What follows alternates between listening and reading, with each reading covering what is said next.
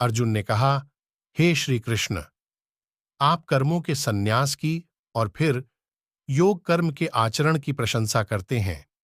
इन दोनों में एक जो निश्चय पूर्वक श्रेयस्कर है, उसको मेरे लिए कहिए। श्री कृष्ण भगवान ने कहा, कर्म संन्यास और कर्म योग ये दोनों ही परम कल्याणकारक हैं, परंतु उन दोनों में कर्म संन्यास से कर्म योग श्रेष्ठ है।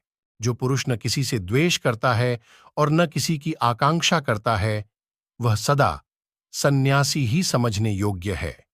क्योंकि हे महाबाहो, द्वंद्वों से रहित पुरुष सहज ही बंधन मुक्त हो जाता है।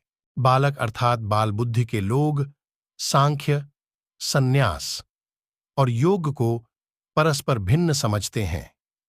किसी एक में भी सम्यक प्रकार से स्थित हुआ पुरुष दोनों के फल को प्राप्त कर लेता है। जो स्थान ज्ञानियों द्वारा प्राप्त किया जाता है, उसी स्थान पर कर्मयोगी भी पहुंचते हैं। इसलिए जो पुरुष सांख्य योग और कर्म योग को फल रूप से एक ही देखता है, वही वास्तव में सही देखता है। परंतु हे महाबाहो, योग के बिना संन्यास प्राप्त होना कठिन है।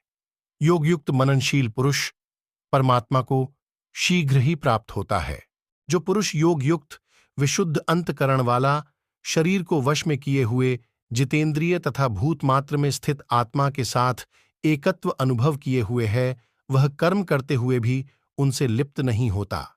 तत्ववित युक्त पुरुष यह सोचेगा कि मैं किंचित मात्र कर्म नहीं करता हूं, देखता हुआ, सुनता हुआ, स्पर्श करता हुआ, सूंघता हुआ, खाता हुआ, चलता हुआ, सोता हुआ, श्वास लेता हुआ, बोलता हुआ, त्यागता हुआ, ग्रहण करता हुआ तथा आंखों को खोलता और बंद करता हुआ, वह निश्चयात्मक रूप से जानता है कि सब इंद्रियां अपने अपने विषयों में विचरण कर रही हैं। जो पुरुष सब कर्म ब्रह्म में अर्पण करके और आसक्ति को त्याग कर करता है, वह पुरुष कमल के पत्ते के सदृश पाप से लिप्त नहीं होता। योगी जन शरीर, मन, बुद्धि और इंद्रियों द्वारा आसक्ति को त्याग कर आत्मशुद्धि के लिए कर्म करते हैं।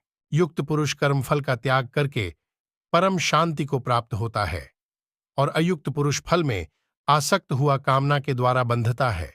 सब कर्मों का मन से संन्यास करके संयमी पुरुष नव द्वार वाली शरीर रूप नगरी में सुख से रहता हुआ न कर्म करता है और न करवाता है। लोकमात्र के लिए प्रभु न कर्तृत्व, न कर्म और न कर्म फल के संयोग को रचता है, परंतु प्रकृति सब कुछ करती है।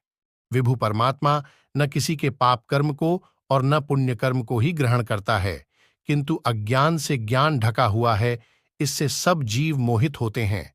परंतु जिनका वह अज्ञान आत्मज्ञान से नष्ट हो जाता है, उनके लिए वह ज्ञान सूर्य के सदृश परमात्मा को प्रकाशित करता है।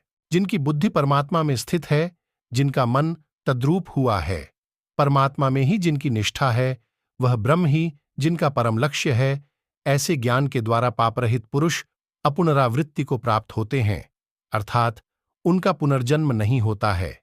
ऐसे वे ज्ञानी जन विद्या और विनय से संपन्न ब्राह्मण तथा गाय, हाथी, श्वान और चांडाल में भी समतत्व को देखते हैं। जिनका मन समत्व भाव में स्थित है, उनके द्वारा यहीं पर यह सर्ग जीत लिया जाता है। क्योंकि ब्रह्म निर्दोष और सम है, इसलिए वे ब्रह्म में ही स्थित हैं। जो स्थिर बुद्धि, सम्मोहरहित ब्रह्मवित् पुरुष ब्रह्म में स्थित है, वह प्रिय वस्तु को प्राप्त होकर हर्षित नहीं होता और अप्रिय को पाकर उद्विग्न नहीं होता। बाह्य विषयों में आसक्ति रहित अंतकरण वाला पुरुष आत्मा में ही सुख प्राप्त करता है। ब्रह्म के ध्यान में समाहित चित्त वाला पुरुष अक्षय सुख प्राप्त करता है। हे कौन्ते, इंद्रिय तथा विषयों के संयोग से उत्पन्न होने वाले जो भोग हैं, वे दुख के ही हेतु हैं, क्योंकि वे आदि अंत वाले हैं। बुद्धिमान पुरुष उनमें नहीं रमता। जो मनुष्य इसी लोक में शरीर त्यागने के पूर्व ही काम और क्रोध से उत्पन्न हुए वेग को सहन करने में समर्थ है, वह योगी युक्त और सुखी मनुष्य है। जो पुरुष अंतरात्मा में ही सुख वाला, आत्मा में ही आराम वाला तथा आत्मा में ही ज्ञान वाला है, वह योगी ब्रह्मरूप बनकर ब्रह्म निर्वाण अर्थात परम मोक्ष को प्राप्त होता है। जिनके पाप नष्ट हो गए हैं, जो छिन्न संशय, संयमी और भूतमात्र के हित में रमने वाले हैं, वे ऋषिगण मोक्ष को प्राप्त होते हैं। काम और क्रोध से रहित, संयत चित्त वाले तथा आत्मा को जानने वाले यतियों के लिए सब ओर मोक्ष या ब्रह्मानंद विद्यमान रहता है। बाह्य विषयों को बाहर ही रखकर, नेत्रों की दृष्टि को भ्रिकुटी के बीच में स्थित करके तथा नासिका में विचरने वाले प्राण और अपान वायु को सम करके जिस पुरुष की इंद्रियाओं, मन और बुद्धि संयत हैं, ऐसा मोक्षपरायण मुनि इच्छा, भय और क्रोध से रहित है, वह सदा मुक्त ही है। साधक भक्त मुझे यज्ञ और तपों का भोक्ता और संपूर्ण लोकों का महान ईश्वर तथा भूतमात्र का मित्र जानकर शांति को प्राप्त होता है।